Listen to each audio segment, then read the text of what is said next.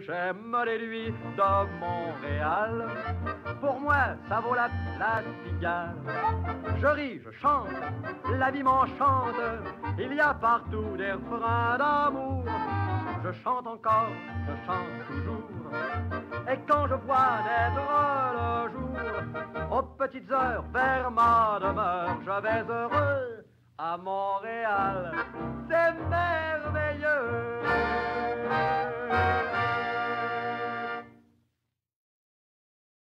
L'environnement est aujourd'hui une préoccupation générale. Chacun se doit de faire sa part. C'est dans cet esprit que nous avons opté pour le transport en commun lors de nos nombreux déplacements au sein de la ville et profiter de son réseau aussi efficace que unique. Depuis peu, il est possible de faire l'usage de tout nouveau type de transport à Montréal. Vous l'aurez peut-être deviné, il s'agit du système de bicyclettes en libre-service Bixi. De mai à novembre, les Bixi sont, en plus d'être très faciles d'utilisation, accessibles en tout temps, c'est-à-dire 24 heures sur 24, 7 jours sur 7. Il suffit de se rendre à une station, de suivre les instructions et le tour est joué. Lorsque vous en avez terminé, stationnez simplement le vélo à une station, quelle qu'elle soit.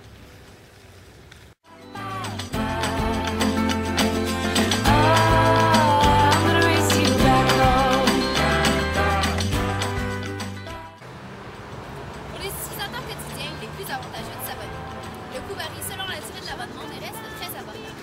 Dans les deux cas, la première demi-heure ne coûte rien. Pour les trajets plus longs, d'autres frais s'ajoutent. Pour les insécures, n'ayez crainte. Dispersé un peu partout sur l'île de Montréal, il est pratiquement impossible de ne pas tomber sur une station.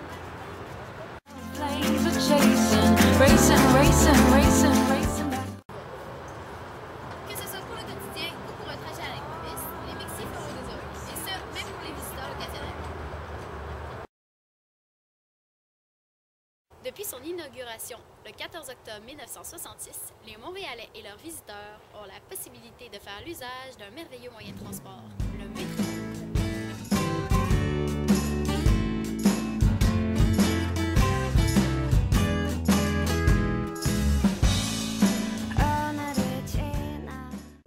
Pour les visiteurs occasionnels, le paiement en espèces est tout indiqué. Cependant, pour ce qui est des habitués, l'achat de leur carte au puce est préférable.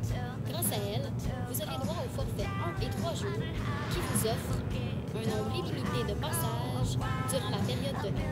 La carte à puce fonctionne pour les métros comme pour les autobus.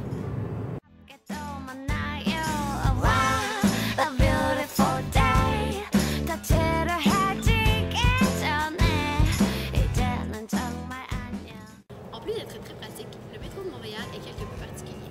En effet, contrairement à de nombreux autres réseaux, chacune de ces stations est unique. Une centaine d'œuvres d'art de tout genre est dispersée à travers ces multiples tunnels. On peut entre autres mentionner l'arbre de vie, sculpture donnée à la ville de Montréal par l'ONU dans le cadre de l'Expo 67.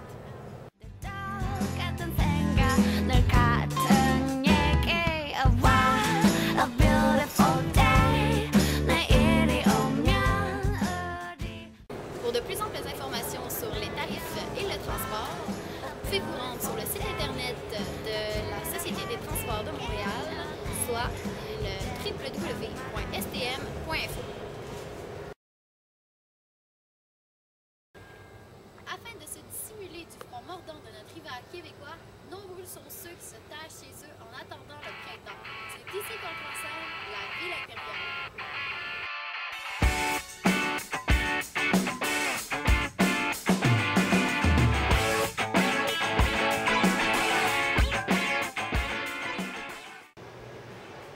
La ville souterraine est divisée en 3 parties majeures. La première regroupe le centre Eaton, le complexe des Ailes, la place Montréal Trust, les cours Mont-Royal et la place Ville-Marie. La seconde inclut la place des Arts, le complexe des Jardins, le complexe Guy Favreau ainsi que le Palais des Congrès. La dernière donne un accès direct à l'UQAM.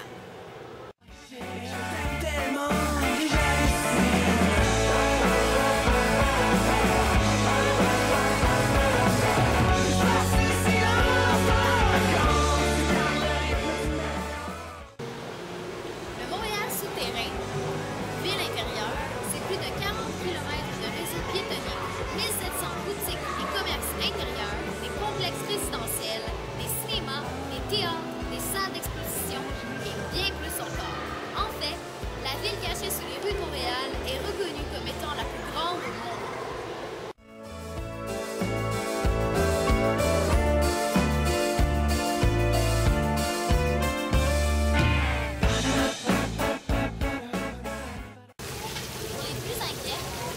que les policiers de la section métro de Montréal arpentent quotidiennement le réseau. Vous pourrez donc y passer l'hiver bien au chaud et en sécurité. Été comme hiver, visiter Montréal est facile et agréable. Durant la saison chaude, chevauchez votre Bixi et profitez du soleil et du beau temps. Lorsque le froid pointe le bout de son nez, allez vous réfugier sous les rues de la ville en découvrant son imposant réseau piétonnier. Bref, peu importe la saison, on y trouve toujours quelque chose à faire.